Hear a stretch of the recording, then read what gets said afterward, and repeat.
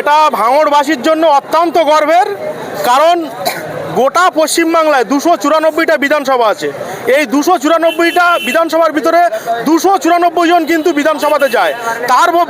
তার মধ্যে যদি গোটা বাংলার জন্য, যদি গোটা বাংলার পিছিয়ে পড়া মানুষের জন্য যদি কোনো সওয়াল করে থাকতে হয়, তার নাম হচ্ছে বিধায়ক নওশাদ সিদ্দিকী। তিনি যে আজকের ভাঙড়ে ফের নূতন করে দ্বিতীয়বারের জন্য তিনি আইএসএফ থেকে দাঁড়াচ্ছে, ভাঙড়ের মানুষ এতে অত্যন্ত আনন্দিত, অত্যন্ত গর্বিত। কিছুদিন আগে দেখলাম আপনি তৃণমূলে ছিলেন, আপনি কি আবার আইএসএফ পতাকা নিয়ে আইএসএফ নওশাদ সিদ্দিকীকে সাপোর্ট করছেন, আপনি পুরোপুরি জয়েন করেছেন? দেখুন, আমি জয়েন এখনও করিনি, কিন্তু আমি একটা বার্তা দিয়েছিলাম যে আমি রাজনীতি করি আর না করি, নওশাদ সিদ্দিকীকে ভাইকে জেতানোর জন্য এবং ভাঙড় যাতে শান্তিতে থাকে, ভাঙড়ের পিছিয়ে পড়া মানুষ যাতে শান্তিতে থাকে, ভাঙড়ের মা বোনেরা যাতে শান্তিতে থাকে, তার জন্য বিধায়ক নওশাদ সিদ্দিকী ভাইকে আমি লক্ষাধিক ভোটে জেতানোর চেষ্টা করব। এবং আমার যে কর্মীগুলোকে আমি তৃণমূলে ঢুকিয়েছিলাম, তাদেরকে আবার ফের কিন্তু নওশাদ সিদ্দিকী ভাইয়ের দলে ঢুকিয়ে দেবো। এখানে কিন্তু অনেক কর্মী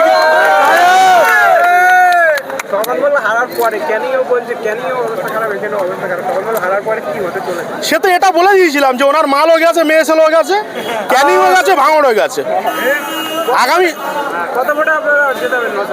নওশাদ সিদ্দিকী ভাই এখান থেকে লক্ষাধিক ভোটের কাছাকাছি জিতবে। কালকে শওকত মোল্লা চালতাপিড়ে এসে বলেছে যে আমরা জিততে পারলে ৫,০০০ ঘর শুধু চালতাপিড়ে অঞ্চলে দেবে, কি বলবেন? দেখুন, উনি শুধু প্রতিশ্রুতি দেয়। উনি ওনার নিজের জায়গায় 2021 নির্বাচনের পরে যেভাবে অত্যাচার করেছিল, সেই মানুষগুলো আজকের তারা জমি হারা, তারা বাড়ি হারা।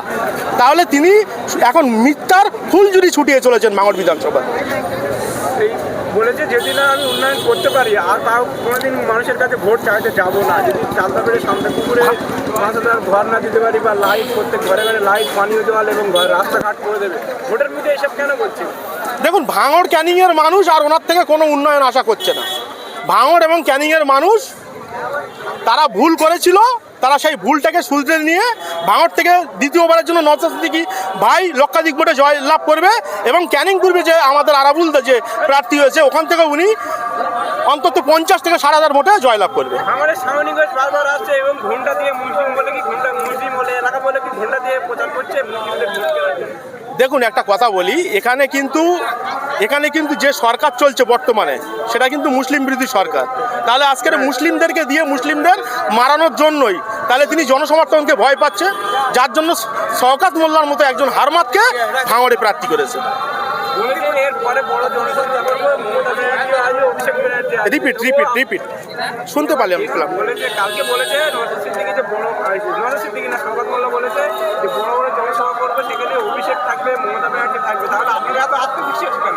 কোনো কিছুতে লাভ হবে না। এখানে মমতা ব্যানার্জি কি, অভিষেক বন্দ্যোপাধ্যায় কি, এখানে কারো এনে লাভ হবে না। ভাঙড়ের মানুষ তারা মন থেকে ভাইজানকে, গোটা পশ্চিমবাংলার মানুষ কিন্তু যেখানে যেখানে মুসলিম মেজরিটি পাচ্ছেন, সেখানে কিন্তু এখানে ভাঙড়ের মানুষ নওশাদ সিদ্দিকী ভাইকে ভাঙড়ের ভূমিপুত্র হিসেবে মেনে নিয়েছে। এখানে অন্য কারো আনলে কোনো কিছুতে কোনো কাজ হবে না।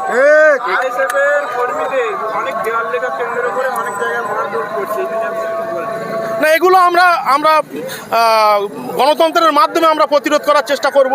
এবং আমি যেহেতু দীর্ঘদিন ধরে রাজনীতিটা করছি, সেভাবে যারা এই ধরনের এর সম্মুখীন হবে, তাদেরকে যেভাবে সেফ রাখা যায় সেই বার্তা কিন্তু অলরেডি আমি কালকে ভাঙড়ে ঢুকেছি, কাল থেকেই কিন্তু দিচ্ছি যে এরা শাসক দল কখনো বোম দিয়ে তার বাড়ির পাশে, কখনো বারুদ দিয়ে ফাঁসানোর চেষ্টা করবে। এই সমস্ত দিক একটু নজরে খতিয়ে রাখতে সবাইকে আমি বলেছি অলরেডি। খবর পাওয়া যাচ্ছে অ্যাম্বুলেন্স পাওয়া গেছে, বড় অ্যাম্বুলেন্স পাওয়া গেছে, সেখানে ভাঙড়ে কি বোম দিয়ে এটা একদম, এটা মাননীয় চাইছে যে ভাঙড় তো আমার আর হবে না, সুতরাং ভাঙড়ের মানুষ মরলে কি বাঁচলে দেখার দরকার নেই, যার জন্য ক্যানিংয়ের মতো হারমাতকে ভাঙড়ে প্রার্থী করে পাঠিয়েছে। আপনারা সমস্ত কংগ্রেস, আমরা দেখেছি আগে বিগত দিনে সংগঠন ছিল, কংগ্রেসের সংগঠন ছিল, আপনার সব সংগঠনের মানুষ নিয়ে কি আপনি? হ্যাঁ, আমি তো কংগ্রেস দল ছেড়ে দিয়ে তৃণমূলে ঢুকেছিলাম, এটাই তো ছিল আমার ভুল সিদ্ধান্ত। কিন্তু আজকের আমি রাজনীতি করি আর না করি, আমি তো কথা দিয়েছি যে আমি নওশাদ সিদ্দিকী ভাইকে জেতানোর জন্য আমার যে কর্মীগুলো আছে সব আমি এই আইএসএফে ভিড়িয়ে দেবো। আপনি অনেকদিন ধরে রাজনীতি করেন, আপনার যথেষ্ট অনুগামী আছে বা ফলোয়ার আছে, তাদের উদ্দেশ্যে কি বলবেন? তাদেরকে কি পরামর্শ দেবেন?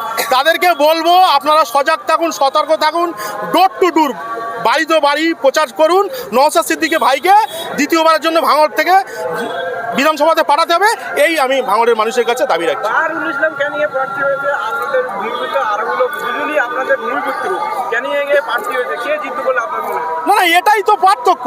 ভাঙড়ের মানুষ ক্যানিংয়ে গেলে তাকে বহিরাগত বলা হচ্ছে, ক্যানিংয়ের মানুষ ভাঙড়ে আসছে, সেখানে কোনো প্রতিবাদ করছে না। তার মানে চটিটা কতটা চেটেছে আপনাদের বুঝতে হবে। আপনাদের ভাঙড়েই দুজনই প্রার্থী হয়েছে, আরবুল ইসলাম আইএসএফ থেকে আর বাহারুল ইসলাম তৃণমূল থেকে, বা কে জিতবে বলে আপনার মনে হয়? না না, এটা 100% আরাবুল্লাহ জিতবে, কারণ মানুষ মাত্র ভুল করে, তিনি কিন্তু ভুল করেনি, তাকে ভুল করানো হয়েছে। কারণটা হলো তিনি যখন 2006-এ তিনি কিন্তু বামফ্রন্টের বিরুদ্ধে কিন্তু লড়াই করে কিন্তু ভাঙড়ের ঘাসফুল শিবির ফুটিয়েছিল, তিনি তো সেই গুন্ডা হারমাদের বিরুদ্ধে লড়াইটা করেছিল।